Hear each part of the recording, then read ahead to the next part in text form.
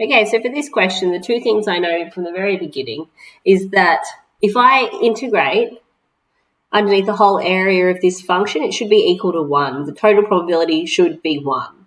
And if I use the continuous random variable x mean formula, it means I get my function, I multiply it by x. Between those boundaries, it should give me 3 over 5. And that will allow me to solve for a and b. Because what I really want when I'm solving for a and b is I need two sets of simultaneous equations so that I can solve them simultaneously. So let's do this first one. If I integrate it, it's going to become ax plus bx to the power of 3 over 3.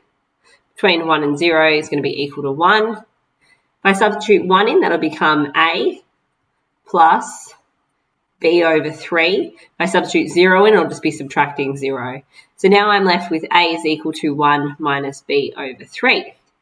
Now I've got something that I can substitute into here. So we're going to integrate first, expand first, ax plus bx to the power of 3 dx should be equal to 3 over 5 when you're integrating between 1 and 0. Okay, now I'm going to integrate. So ax over 2 squared plus bx to the power of 4 over 4 between these boundaries. 1 and 0 should be equal to 3 over 5. Okay, so now I'm going to substitute in 1 and I end up with a over 2 plus b over 4. Substitute 0 in, you get nothing, equals 3 over 5. Now, I'm going to make these have the same base. So I'm going to times this side all by 2, which will give me 2a plus b, this whole thing is over 4, is equal to 3 over 5. Take the 4 over by multiplying, and I'm left with 2a plus b is equal to 12 over 5. Now, I'm going to replace this with our expression, the a with this expression over here. So let's scroll down so I can fill in more of the screen. Okay, so 2 bracket 1 minus b over 3 plus b equals 12 over 5. Expand your brackets out, you'll have 2 minus 2b over 3 plus b equals 12 over 5.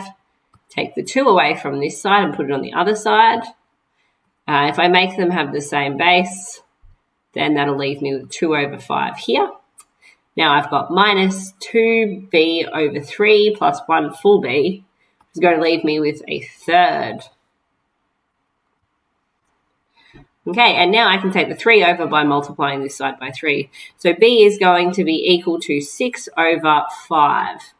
Now that I've got that, I can chuck it in over here and work out what a is. So a is going to be equal to 1 minus, b is 6 over 5 divided by 3. If I divide, remember, keep it, flip it, change it, keep it, flip this, change that. So it becomes 6 times 1